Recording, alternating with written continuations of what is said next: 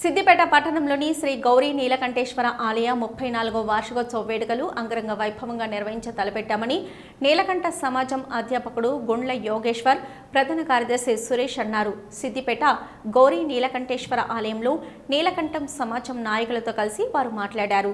ఈ నెల 16 శుక్రవారం రోజున గణపతి పూజతో ప్రారంభమైన వార్షికోత్సవ వేడుకలు ఆదివారం రోజు జరిగే గౌరీ నీలకంఠేశ్వర స్వామి కళ్యాణ మహోత్సవంతో ముగుస్తుందన్నారు. జై నీలకంఠ.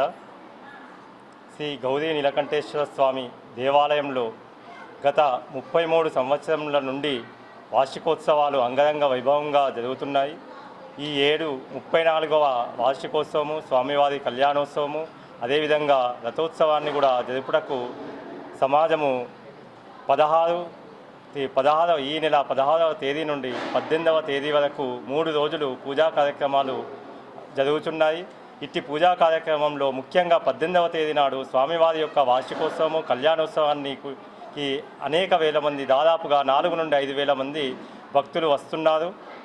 వీరికి అందరికీ కూడా అన్నప్రసాద వితరణను కళ్యాణోత్సవము ముగియగానే 12 గంటల నుండి అన్నప్రసాద వితరణ గావించడం జరుగుతుంది. అదేవిధంగా సాయంత్రము 4 గంటల నుండి రథోత్సవ కార్యక్రమం, అంటే దేవాలయం నుండి సిద్దిపేట పురవీధుల గుండా మన నీలకంఠ సమాజ మహిళా మండలి వారి చేత ఒక 8 నుండి 10 గ్రూపులు, దాదాపుగా 200 మంది మహిళలు మరియు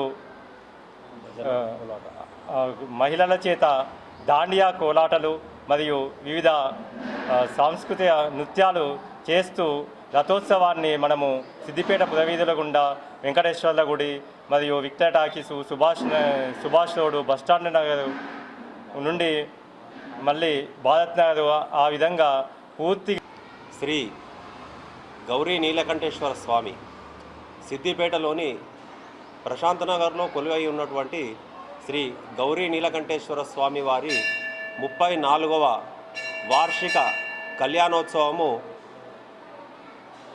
ఉత్సవాలు 16/5/2025 నుండి 18/5/2025 ఆదివారం వరకు అంగరంగ వైభవంగా నిర్వహించడం జరుగుతుంది. ఇందులో 16వ తేదీ రోజున శ్రీ స్వామివారి సుప్రభాతంతో ప్రారంభమై ధ్వజారోహణము, గణపతి పూజ, అదేవిధంగా రాత్రికి శ్రీ వీరభద్ర ప్రస్థాయంతో ఆ రోజున కార్యక్రమం ముగుస్తుంది. అదేవిధంగా 17వ తేదీ రోజున గౌరీ పూజ, శ్రీ ఆంజనేయ పూజ, అదేవిధంగా నవగ్రహ పూజలు ఉంటాయి. సాయంకాలం భజన కార్యక్రమాలు ఉంటాయి. అలాగే 18వ తేదీ రోజున ఆదివారం స్వామివారి కళ్యాణోత్సవము, వార్షికోత్సవంతో పాటుగా